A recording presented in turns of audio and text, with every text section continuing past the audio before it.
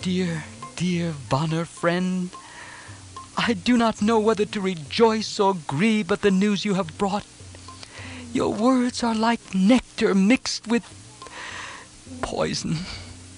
My Lord's love for me is sweetest nectar, and his grief over my plight is bitterest poison.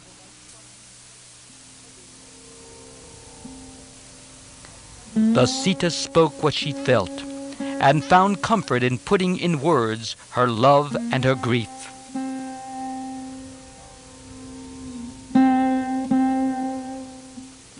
She further said, "We are puppets manipulated by the twin strings of joy and sorrow.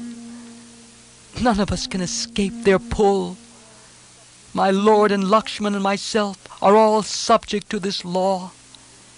You say my Lord suffers. Oh, when will he come here? Dear Vanner friend, when will he destroy Lanka and Ravan and the other Rakshasas? All this must take place within the 2 months' time left. Oh, will you please explain this to my Lord? Only 2 months remain to me." Vibhishan, the younger brother of Ravan, tried his best to persuade the latter to change his ways. "Return Sita," he said to Ravan, "and save Lanka and the Rakshasa race." All his words have gone in vain. My heart is strong within me. I know Ravan is on the road to the abode of death.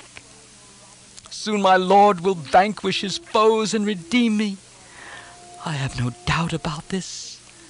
My innocent heart tells me this, and it cannot prove false.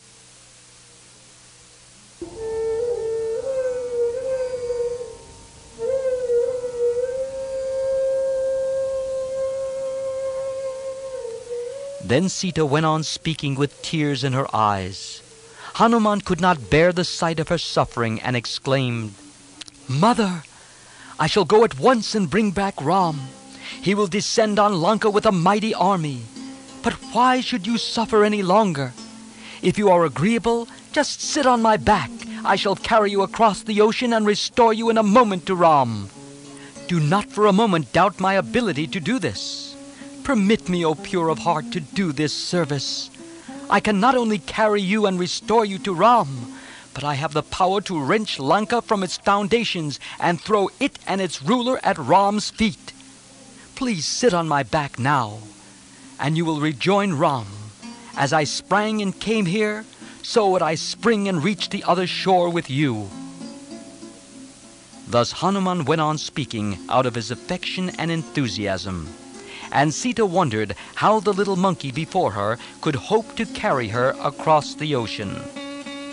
Hanuman saw her doubt, and so to demonstrate his powers, he jumped off from the platform and began to grow big in size.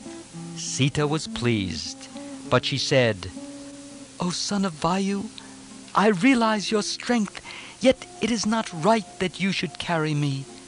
On the way, the Rakshasas are sure to intercept and challenge you. They will hurl their weapons at you. Your care will be to guard me. You will not be able to fix all your mind on the battle, and that could be a serious setback to the strongest warrior. In a battle, one cannot be certain of victory, and what would be my fate if you should fall? And besides, in the violent convolutions of a heady fight, how could I be sure of maintaining my position on your back? I may slip and fall into the sea. It is clear, therefore, that you should not try to cross the sea with me. Apart from that, Hanuman, if you snatch me away stealthily from the Rakshasas, it would be no credit to the valor of my lord. The honor of the warrior race demands that he should come and fight, vanquish Ravan, and redeem me as the prize of victory. Would Ram want me stolen back, even as Ravan stole me from him? No, my son. Return, and quickly bring Ram here with Lakshman and the Vanner army. Let my lord's arrows destroy Lanka and send Ravan to death's abode. His victory is certain. Like the fierce sun at the hour of doom, Ram's arrows will burn the Rakshasa people to ashes.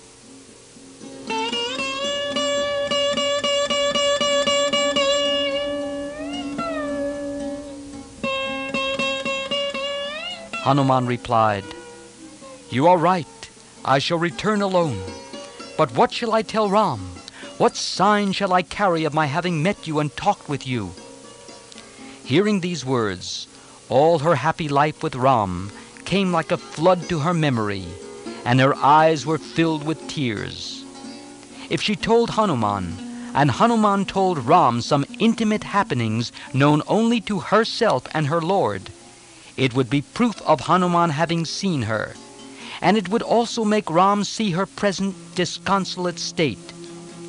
With flowing tears, she recounted incidents of their forest life.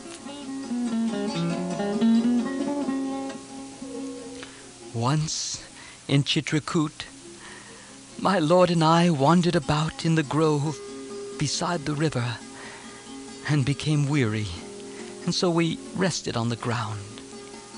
He laid his head upon my lap and fell asleep. During this, a crow came down and hungrily pecked at my bosom. I drove it off, but again and again it returned and troubled me. I then flung a pebble at it, but even that had no effect. Ram was then roused from slumber and saw me thus troubled and weeping in pain. At first, when he saw what the matter was, and found it was only a crow, he was inclined to laugh at my discomfiture. But he saw the bruise the crow had made, and discovered that the bird was really a demon. The bird flew for its life, but Ram shot a dart at it, which pursued it wherever it went, till at last the crow sought Ram's feet for refuge, and found pardon there. Hanuman, tell him of this incident. I cannot wait for many more days. Tell him to come quickly and save me."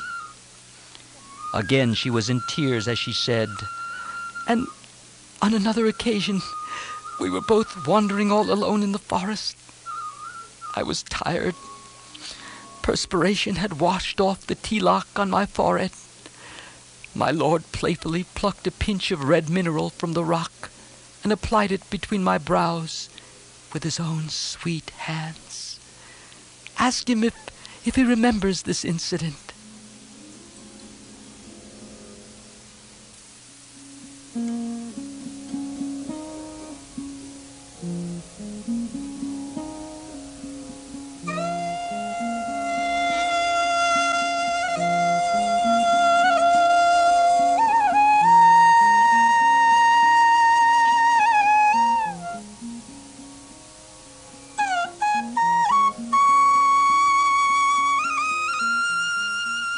As she went on recalling happy memories of the past, the weight of her present sorrow overwhelmed her, and she wept and said, "What should I tell Ram?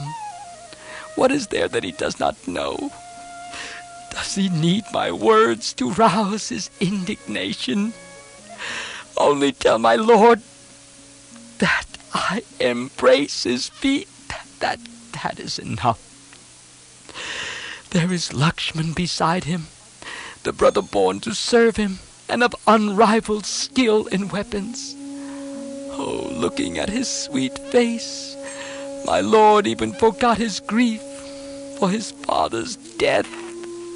The pure-hearted hero, dear Lakshman, parted from his own mother and came away with us, and regarded me as his mother. Tell him he should come and end my suffering."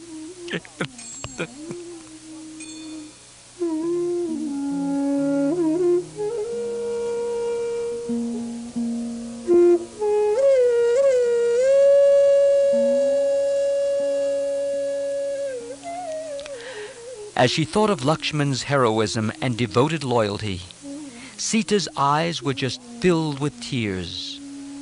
When Ram had gone chasing the golden deer, did she not insult him and fling burning words at the selfless and devoted friend? The thought of this injustice filled her repentant heart with insufferable pain. She was unwilling to part from Hanuman, who had come to her and consoled her, just as she was about to put an end to her life. At the same time, she wanted him to return quickly to Ram and give him news concerning her. At last she said, "My child, here is my jewel given by my mother at my wedding and fixed on my forehead by the late emperor. Take it and give it to my husband as a sign from me."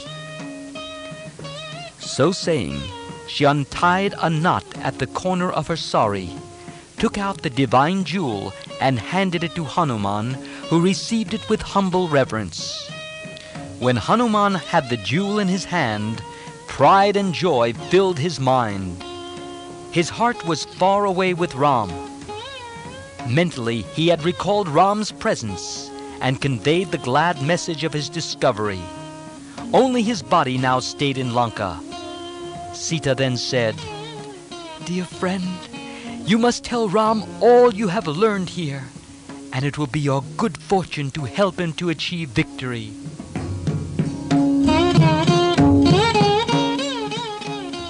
As Hanuman was about to leave, Sita spoke again.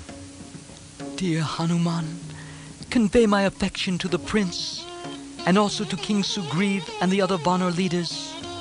Tell them from me that I implore them to give help to Ram to save me from this sea of sorrow. You, more than anyone else, I hope, will encourage and show the way to the prince in all matters." Hanuman answered, "Lay aside your sorrow, dear princess. Ram, Lakshman, and the Vanar army will descend on Lanka, destroy the Rakshasas, and redeem you. Have no doubt." As he was about to go, Sita said again, "Should you not stay here somewhere for a while and rest? Should you return at once? Your visit has given me such great consolation and made me forget my grief for a while. When you leave, I shall sink again in my sea of sorrow.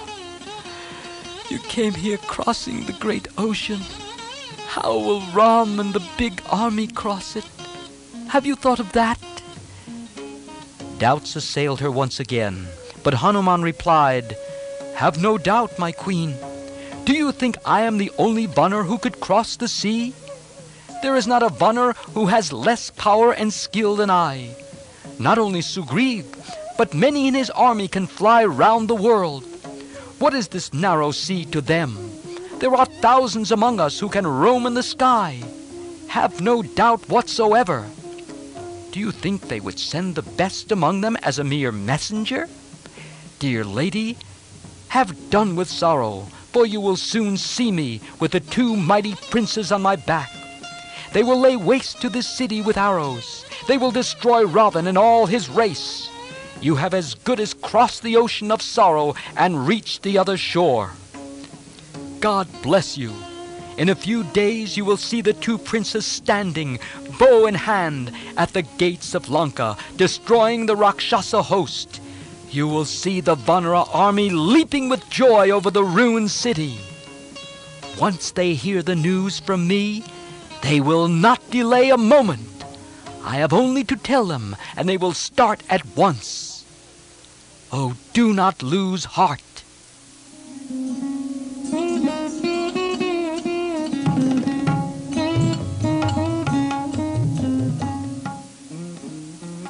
Saying this, and bowing profoundly, Hanuman prepared to go. Then Sita cried out, "Tell Ram and Lakshman that I am alive. See that no time is lost. Oh, Hanuman, may God bless you."